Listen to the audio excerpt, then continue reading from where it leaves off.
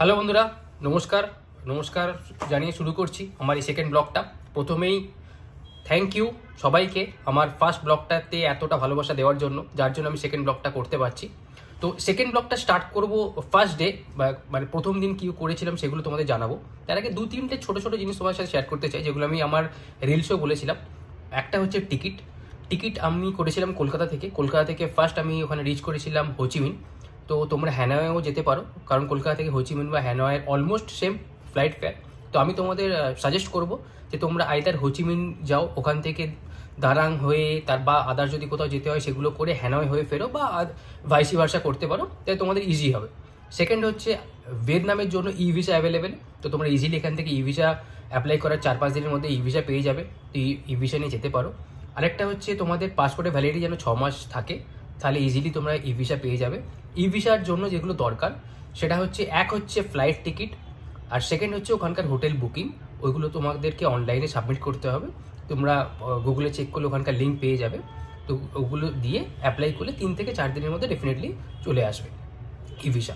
আরেকটা জিনিস সেটা হচ্ছে কারেন্সি। ওখানকার কারেন্সি হচ্ছে ভিয়েতনামিজ ডং। তো আমাদের এখানকার 1 টাকা মানে অলমোস্ট 299 টাকা কাছাকাছি পড়ে ভিয়েতনামিজ ডং। তো আমি সাজেস্ট করব যে ভিয়েতনামিজ ডগ এখানে অ্যাভেলেবিলিটি টাফ, ইভেন আমি পাইনি, বা এক জায়গায় পেয়েছিলাম ব্যাংকে, সেখানে রেট কোটা ভালো দেয়নি। তো আমি সাজেস্ট করবো তোমরা ডলার নিয়ে যাও। ওখানে এয়ারপোর্টে ভাঙিও না, বাইরে বেরিয়ে ওখানকার যেগুলো তোমার জুয়েলারি স্টোর আছে ওখানে ভাঙিও, খুব ভালো রেট পাবে। আর কিছু মানে ওখানকার যখন এয়ারপোর্টে পৌঁছবে, এয়ারপোর্ট থেকে হোটেলে যাওয়ার জন্য সামান্য কিছু ডলার ওখানকার এয়ারপোর্টে ভাঙাতে পারো বা ভাঙাতে হবে, কারণ ওখানকার লোকাল কারেন্সি তোমার পেমেন্ট করতে হবে ওইগুলো।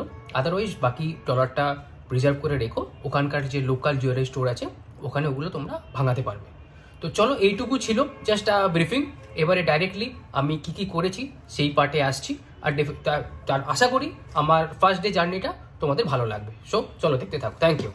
সো আমাদের ফ্লাইট ছিল 8:30টায়। তো সেই মতো আমরা পৌঁছে গেছিলাম এয়ারপোর্টে। সমস্ত কিছু ফর্মালিটিস কমপ্লিট করে আমরা টাইমলি অনবোর্ড হয়েছিলাম। ফ্লাইট টাইমে ছেড়েছিল, ইভেন ওখানেও টাইমে পৌঁছে গেছিলো অ্যাজ পার শিডিউল টাইম। ওখানকার 1:30, কারণ 1.5 ঘন্টা ওরা এগিয়ে আছে। তো তারপরে আমরা গ্র্যাব বুক করে আমাদের যে অ্যাপার্টমেন্ট আছে তার উদ্দেশ্যে রওনা দিয়েছিলাম।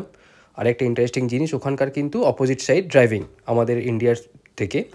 আর নেক্সট আমরা পৌঁছে গেলাম আমাদের অ্যাপার্টমেন্টে। তো অ্যাপার্টমেন্টে আমরা যখন পৌঁছলাম তখন রাত 4টে।